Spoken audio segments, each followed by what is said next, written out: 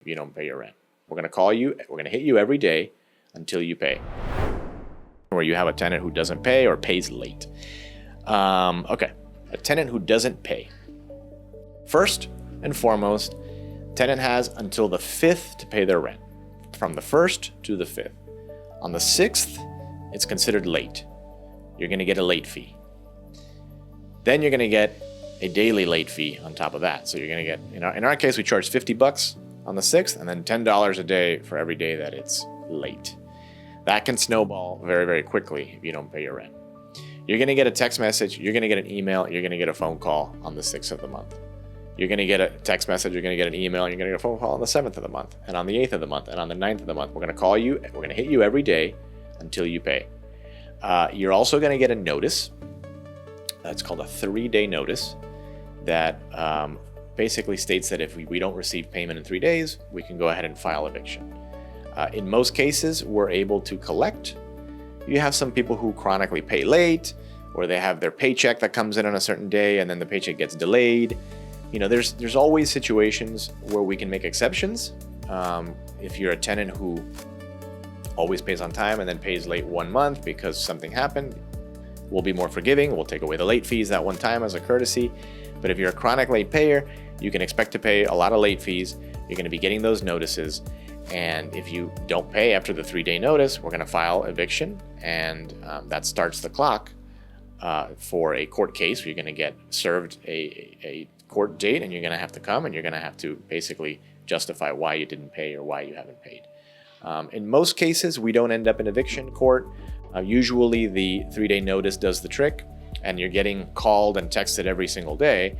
So in most cases, we're able to collect. Every so often you do have an eviction, and what you want to avoid is waiting too long to file that eviction, because the eviction takes time. Once it's in the hands of the courts, you're at the mercy of the court schedule.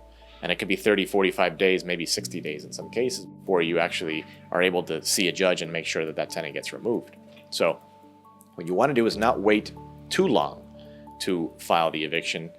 You want to be quick. You want to be able to file that notice. And then when the notice expires, go ahead and just file eviction. We always add the eviction charge, that what the lawyer charges us, to the ledger of the tenant. And up until the last day, the day of court, they're able to pay. So if they pay the full amount with late fees and with the court fees added, they can stay. So in most cases, we've had it where we've filed eviction and we've gotten the day of court and the tenant comes in and pays all of the fees, and then basically we start from scratch the next month again. We do everything we possibly can to collect before we file eviction, and in most cases we're able to just go ahead and collect. Right now, out of our 420 units or so, we don't have any evictions right now. We do have late payers. They end up paying, and we work with them, but we don't have any evictions right now. It's very rare. If it's a first-time late payer, if you've always paid on time and then you're late 1 month because of something, all you have to do is call us and explain why, and we'll remove the late fees. We expect you to commit to a day that you're going to pay. Like, I will pay on the 15th, or I will pay on this day because of this. We need something, or make a partial payment in good faith so that we can know that you're serious. That's if you're a first timer. If you're a chronic late payer, then you've lost credibility, right? Like you're always late. So we're going to be less lenient on the chronic late payers than we are on the first timers, because we understand things happen and you never know what may happen. We expect integrity, we expect honesty, and we expect communication. The number one thing with late paying tenants is they do not communicate. You call them, they ignore you. You send them a text, they don't respond. And if you disappear on us, then we're going to be a lot less lenient when it comes to late fees and evictions than if you just called us and told us, hey, I'm going to be late. I'm late because of this, and I'm going to pay on this day. That's all we ask.